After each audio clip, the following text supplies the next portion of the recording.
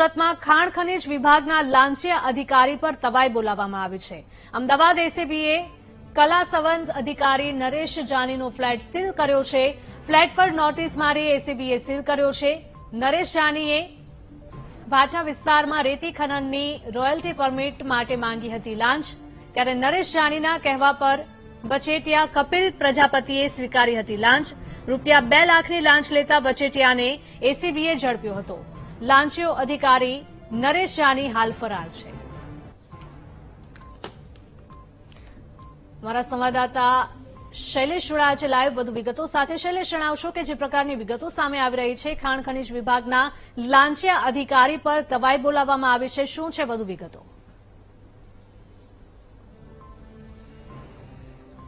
સુરતની જે ભૂસ્તરશાસ્ત્રી વિભાગની કચેરી છે તેની ફ્લાઇંગ સ્કોડના ક્લાસ 1 અધિકારી મદદનીશ નિયામક નીતિન જાનીનો આ ફ્લેટ છે। નીતિન જાની ઉપર સીધો એવો આક્ષેપ અને એમની સામે ફરિયાદ થઈ છે કે તેમના વતી તેમનો વચેટિયો કપિલ પ્રજાપતિ 2 લાખ રૂપિયાની લાંચ લેતા અમદાવાદ એસીબીના હાથે ઝડપાઈ ગયો હતો। ત્યારથી એ ઘટના બની એને આજે 5 દિવસ થયા છે। ત્યારથી આ મદદનીશ નિયામક ભૂસ્તરશાસ્ત્રી ફ્લાઇંગ સ્કોડ વિભાગના જે છે નરેશ જાની એ ફરાર છે અને આ એમનો ફ્લેટ છે એ સુરત એસીબી જેની પાસે આ સમગ્ર લાંચ કેસની તપાસ છે તેમણે સુરત એસીબીએ આ ફ્લેટને અત્યારે સીલ મારી દીધો છે।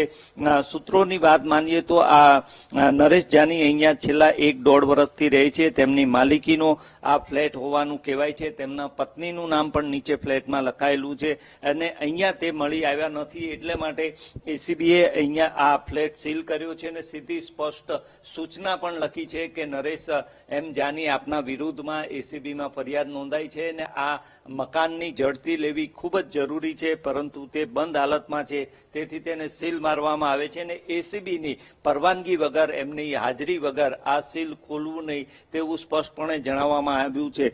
સમગ્ર ઘટનાક્રમ કંઈક એવો હતો કે ભાઠા વિસ્તાર જે સુરતનો છે તેમાં તાપી નદીમાંથી રેતી કાઢવાની જે લીઝ આપવામાં આવી હતી એક મંડળીને, તેના સંચાલકો પાસેથી 2 લાખ રૂપિયાની લાંચ માંગી અને તેમને હેરાનગતિ કરવામાં નહીં આવે તેવું જણાવવામાં આવ્યું હતું, પરંતુ જે એક એસીબીની ટ્રેપ ગોઠવાઈ હતી જેમાં અમદાવાદથી એસીબીના અધિકારીઓ આવ્યા હતા, તેમાં વચેટિયો કપિલ પ્રજાપતિ યોગી ચોક વિસ્તારમાં 2 લાખ રૂપિયાની લાંચ લેતા ઝડપાઈ ગયો હતો। તે સમયથી આ ક્લાસ 1 અધિકારી નરેશ જાની છે એ ફરાર થઈ ગયો હતો, પરંતુ એસીબીએ તપાસ વધુ સઘન બનાવી છે। હાલ તેનો ફ્લેટ સીલ કર્યો છે, તેની સાથે સાથે આ નરેશ જાનીની જેટલી પણ મિલકતો છે એ શોધવાનો પ્રયાસ ચાલી રહ્યો છે।